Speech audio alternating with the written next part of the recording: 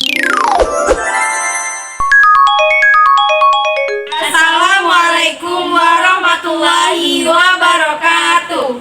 Kami dari kelompok 5B yang beranggotakan saya Yunita Aprilia, Saya Dinda Safitri, saya Yara Dinadia akan menampilkan video mengenai bab 10 fotosintesis. Selamat menyaksikan.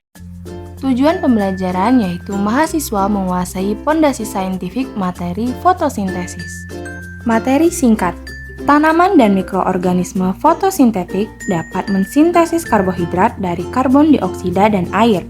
Tumbuhan dan autotrof lainnya dapat menggunakan CO2 sebagai satu-satunya sumber atom karbon yang diperlukan untuk biosintesis selulosa, lipid, dan protein, dan banyak komponen organik sel tumbuhan lainnya. Adapun alat dan bahan yang digunakan dalam pembuatan proyek sebagai berikut. Selanjutnya, itu ada prosedur pembuatan proyek. Pertama, baca dan pahami materi tentang fotosintesis. Kedua, amati bagaimana tumbuhan mendapatkan energi. Ketiga, cari bagaimana tumbuhan berfotosintesis. Dan keempat, buat dan edit video semenarik mungkin. Halo teman-teman, tahu gak sih bahasanya tumbuhan ini termasuk organisme autotrof? Nah, di mana dia menggunakan karbon dioksida dan cahaya matahari untuk melakukan fotosintesis. Fotosintesis adalah proses pemanfaatan energi cahaya yang berasal dari energi matahari oleh kloroplas tumbuhan untuk mengubahnya menjadi energi kimiawi yang disimpan dalam bentuk gula dan molekul organik lainnya. Tanaman sebagai organisme autotrof membuat molekul organik sendiri dari bahan mentah anorganik yang diperoleh dari lingkungannya. Adapun bahan yang digunakan untuk fotosintesis adalah air dan karbon dioksida. Air sebagai bahan dalam tanah menyebar dari akar melalui xilem, dan karbon dioksida sebagai bahan di udara yang masuk melalui stomata.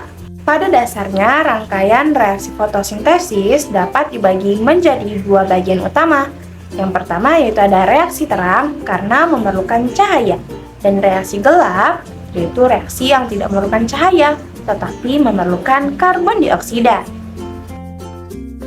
Reaksi terang fotosintesis pada membran tilakoid adalah proses untuk menghasilkan ATP dan reduksi NADPH.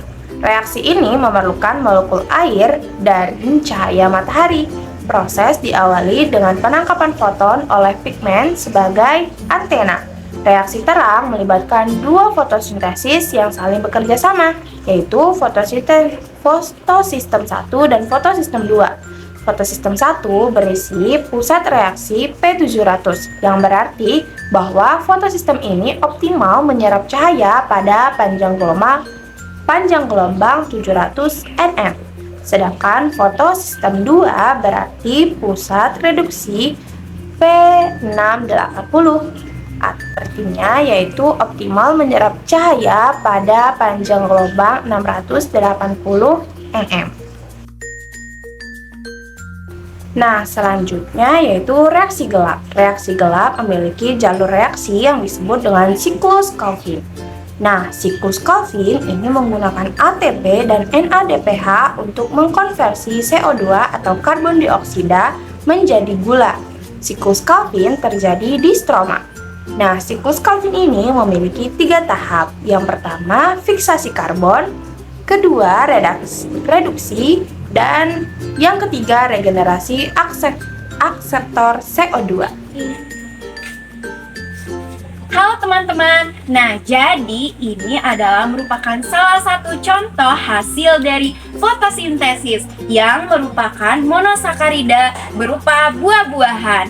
Nah, untuk lebih lanjut silakan tonton klip selanjutnya. Check it out!